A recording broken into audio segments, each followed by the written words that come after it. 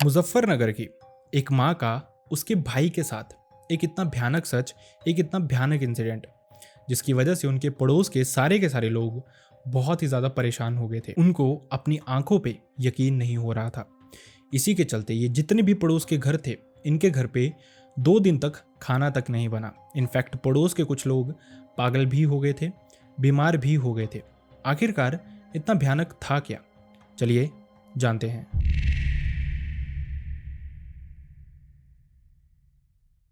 19 जून 2025, मुजफ्फरनगर, रुड़कली, तलाब अली विलेज। वहाँ पे रहने वाली एक लड़की जिसका नाम था मुस्कान। मुस्कान एक मैरिड औरत थी जिसके 2 बच्चे भी थे और जिसका हस्बैंड, जिसका नाम वसीम था, वो चंडीगढ़ में एज अ वेल्डर काम कर रहा था। मतलब वैसे वो सिटीज़ में घूमता रहता था, जैसे हरियाणा, राजस्थान, चंडीगढ़ या फिर हिमाचल। इन जगहों पे उसके चक्कर लगते रहते थे वेल्डिंग वर्क्स के लिए। वसीम दोपहर के लगभग 1:30 से 2 बजे के अराउंड चंडीगढ़ से मुजफ्फरनगर अपनी पत्नी को कॉल करता है अपने बच्चों से बात करने के लिए। पत्नी से बात करते करते वो पूछता है कि आखिरकार उसके बच्चे कहाँ हैं। बच्चों का नाम या फिर फोटो दिखाना यहाँ पे सही नहीं होगा। बच्चे, जिनमें से एक लड़का था जिसकी उम्र 4 साल थी और एक उनकी बेटी थी जिसकी उम्र 1 साल थी, उनसे वसीम बात करना चाहता था।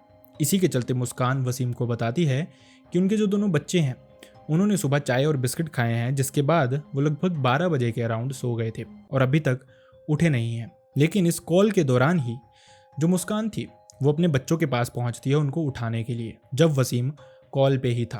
और इसी ड्यूरिंग जब मुस्कान उनको उठाने की कोशिश करती है तो बच्चे उठते ही नहीं हैं। ऐसा लग रहा था शायद बच्चे किसी कारण से बेहोश हो गए हैं। मुस्कान फटाफट से कॉल काटती है, अपने दोनों बच्चों को उठाती है और पास ही के हॉस्पिटल में लेके जाती है, जहां वो बहुत ही ज़्यादा घबराई हुई थी। इनफैक्ट गांव के कुछ लोगों ने जब मुस्कान को देखा ऐसे भागते हुए तो वो भी बहुत ही ज़्यादा वरीड थे। जब वो पूछते हैं तो मुस्कान उनको सब बताती है कि किस तरह से बच्चे एक तरह से अनकॉन्शियस है, जिसके चलते वो उनको हॉस्पिटल लेके जा रही है। डॉक्टर के पास जैसे ही पहुंचती है, मुस्कान बहुत ही ज़्यादा वरीड थी। डॉक्टर से बार बार पूछती है कि मेरे बच्चे कैसे हैं, मेरे बच्चों को बचा लो। डॉक्टर कहता है आप परेशान मत होइए, सब ठीक हो जाएगा। लेकिन जैसे ही डॉक्टर चेक करता है वो बताता है कि ये दोनों बच्चे मर चुके हैं। अब ये जो न्यूज़ थी ये मुस्कान के लिए बहुत शॉकिंग थी, उसके हस्बैंड के लिए बहुत शॉकिंग थी। शायद इन्हीं 2 बच्चों के लिए वो इंसान बाहर काम भी कर रहा था। इनफैक्ट कुछ पास के लोगों ने ये भी बताया कि वसीम को एक बीमारी भी थी, लेकिन फिर भी वो अपने बच्चों के लिए जगह जगह घूमता रहता था, काम करता रहता था। खैर ये बहुत ही शॉकिंग इंसिडेंट था सारे के सारे गाँव के लिए कि 2 बच्चे एक साथ कैसे मर सकते हैं। जिसके बाद बच्चों को घर वापस लाया जाता है और उनको बाहर ही एक चारपाई पे लेटा दिया जाता है। जिसके बाद वसीम को कॉल करके बताया जाता है सब कुछ। वसीम बहुत ही ज़्यादा दुखी होता है, लेकिन अब अनफॉर्चुनेटली उसको वापस भी आना ही पड़ना था अपने बच्चों को आखिरी बार देखने के लिए, जिसके चलते वसीम चंडीगढ़ से मुजफ्फरनगर की तरफ निकल आता है। लेकिन अभी वो रास्ते में ही था कि अचानक से घर पे पुलिस पहुंचती है। पुलिस कहती है कि हमें इन दोनों बच्चों के मरने के बारे में पता चला था, जिसके चलते वो सिर्फ एक फॉर्मेलिटी वाली रिपोर्ट लिखने आए थे। जैसे वो वहाँ पे पहुँचते हैं तो पुलिस नोटिस करती है इन दोनों बच्चों पे कोई चोट भी नहीं है, घर में कोई आया गया भी नहीं था, जिसके चलते पुलिस को हल्का हल्का डाउट होना शुरू होता है। पुलिस डिमांड करती है पोस्टमार्टम की, लेकिन फैमिली मतलब वसीम का भाई जो कि वहीं पे था और वसीम की वाइफ यानी कि मुस्कान ये मना करते हैं कि हमें बच्चों की चीरफाड़ नहीं करवानी, हमारे बच्चों की जान जा चुकी है, लेकिन ये बहुत ही छोटे हैं पोस्टमार्टम के थ्रू जाने के लिए। वो नहीं चाहते थे कि जाते जाते भी इन बच्चों को किसी तरह का कोई दर्द हो। इसी के चलते वो पोस्टमार्टम के लिए मना कर देते हैं। लेकिन पुलिस भी अड़ जाती है कि उनको ये पोस्टमार्टम करवाना ही करवाना है, जिसके चलते जो वसीम का भाई था वो अग्री हो जाता है, लेकिन एक शर्त पे कि जब वसीम यहाँ पे आएगा लास्ट उसका ही डिसीजन होगा और उसके बाद ही पुलिस इन दोनों लाशों को लेके जा सकती है पोस्टमार्टम के लिए। थोड़े ही टाइम में वसीम वहाँ पे पहुँचता है। वसीम को भी पुलिस सब कुछ समझाती है, जिसके बाद वसीम के अप्रूवल के बाद पुलिस इन दोनों लाशों को पोस्टमार्टम के लिए भेज देती है। एक तरफ ये पोस्टमार्टम हो रहा था और पुलिस जानती थी कि घर पे कोई आया गया नहीं था और इस घर पे सिर्फ मुस्कान और उसके ये दोनों बच्चे रहते थे। इसी के चलते पुलिस मुस्कान से पूछताछ करना शुरू कर देती है। लेकिन ऐसा माना जाता है कि पुलिस इन चीज़ों में बहुत ही ज़्यादा एक्सपीरियंस्ड होती है और इसी के चलते जब पुलिस पूछताछ कर रही थी मुस्कान से, उनको हल्का हल्का मुस्कान पे ही डाउट जाना शुरू होता है। क्या नाम है तुम्हारा? है पति का नाम? हाँ क्या बात हुई बच्चों को? क्या क्या हो गया? इसके पापा का फोन आज देखा उसके क्या खाया था इन्होंने? कुछ भी नहीं खाया, बाहर से चीज़ खाई है, वो बाहर से ही आई है चीज़ खाई इसने जो हाँ। खाया। खाना खाया था आज? आज नहीं खाया था। कब कब खत्म हुआ ये? फिर मैं 12 बजे से बाद में आके सो गई, मैं आके सो गई तो मैं ऊपर सफाई कर रही थी। आज सुबह खाना बना था घर पे? शाम के खाए थे मैंने, शाम के चावल धरे थे वही खाए आज सुबह नहीं खाया कुछ भी? थे। चाय पी थी बच्चों ने भी? इसने चाय बिस्कुट पी थी, वो तो दूध पिया है। बिना देरी किए वो मुस्कान से उसका फ़ोन मांगना शुरू कर देते हैं।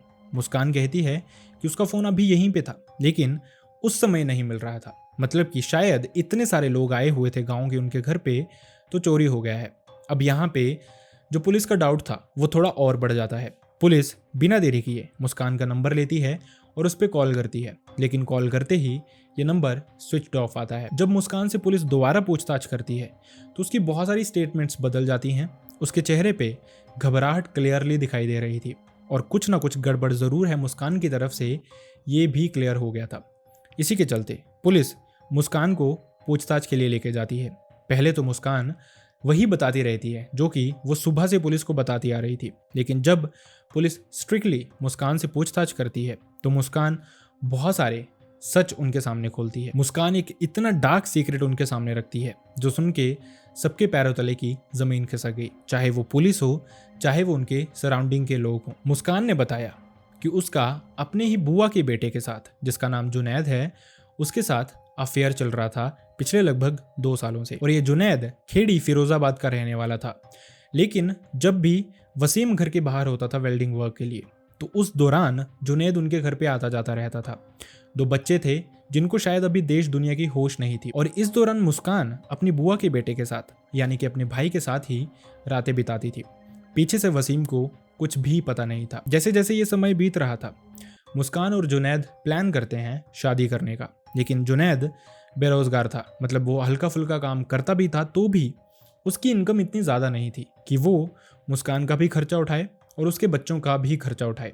इसी के चलते जुनैद मुस्कान को कहता है कि मैं तुमसे शादी कर तो लूँ, हम दोनों भाग तो जाएं, लेकिन हम ये बच्चे नहीं पाल सकते, हमारे पास इतने पैसे नहीं हैं। और दूसरी तरफ एक माँ, जिसको ममता की मूरत कहा जाता है, ऐसा कहा जाता है कि बच्चे अगर सबसे सुरक्षित कहीं पे फील करते हैं तो वो सिर्फ और सिर्फ अपनी माँ की गोद में फील करते हैं। लेकिन यहाँ पे मुस्कान ये डिसीजन ले लेती है कि अगर तुम्हें बच्चे पसंद नहीं, अगर तुम नहीं चाहते बच्चे हमारे साथ जाएं, तो उनको रास्ते से हटाना ही बेहतर होगा, जिसके लिए ये प्लानिंग बहुत टाइम से कर रहे थे। लेकिन जैसे ही वसीम लगभग 2 से 3 दिन पहले चंडीगढ़ वापस जाता है, मतलब वो घर आया हुआ था मुस्कान के साथ ही था, लगभग 2 से 3 दिन पहले ही वो चंडीगढ़ के लिए निकला था। इसी दौरान मुस्कान और जुनैद की जो प्लानिंग थी वो सक्सेसफुल होने का समय आ गया था। 18 जून को जुनैद एक शॉप पे जाता है जहाँ पे वो कीटनाशक लेता है, और जिसके बाद वो एक हलवाई की दुकान पे जाता है, वहाँ पे रसगुल्ले खरीदता है। ये रसगुल्ले और कीटनाशक वो जाके मुस्कान को दे देता है, जिसके बाद मुस्कान ये कीटनाशक इन रसगुल्लों में डाल देती है और अगले दिन सुबह सुबह अपने बच्चों को खाने के लिए दे देती है। ये बच्चे ये रसगुल्ले खाते हैं क्योंकि माँ ने दिए थे, और माँ से ज़्यादा भरोसा बच्चे को किसी पे भी नहीं हो सकता। बच्चे ये रसगुल्ले खाते हैं और सो जाते हैं, लेकिन अनफॉर्चुनेटली उसके बाद कभी भी नहीं उठते हैं। लेकिन अब सबसे बड़ी प्रॉब्लम ये थी कि मुस्कान इसको नेचुरल डेथ कैसे दिखा सकती है। इसी के चलते उसने ये सारा नाटक रचा। लगभग दोपहर में ही उसने अपने पति को कॉल की, वसीम उठा नहीं पाया, जिसके चलते जब वो फ्री हुआ तो उसने कॉल बैक की। वो जानती थी कि वसीम बच्चों से बात करने के लिए ज़रूर कहेगा, और वो इसी बहाने उसके सामने ही बच्चों को उठाने जाएगी, जिससे उस पर शक ना हो।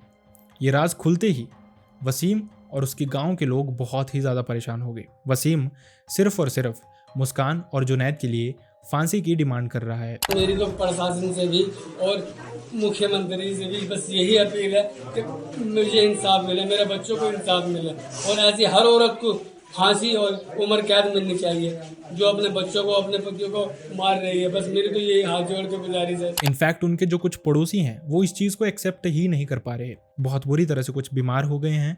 तो कुछ ने ये कहा कि पिछले 2 दिनों से गांव में किसी के भी घर पे चूल्हा ही नहीं जला है, मतलब खाना ही नहीं बना है। लोग इतने ज़्यादा शॉक्ड हैं ये सब कुछ देखने के बाद और जानने के बाद।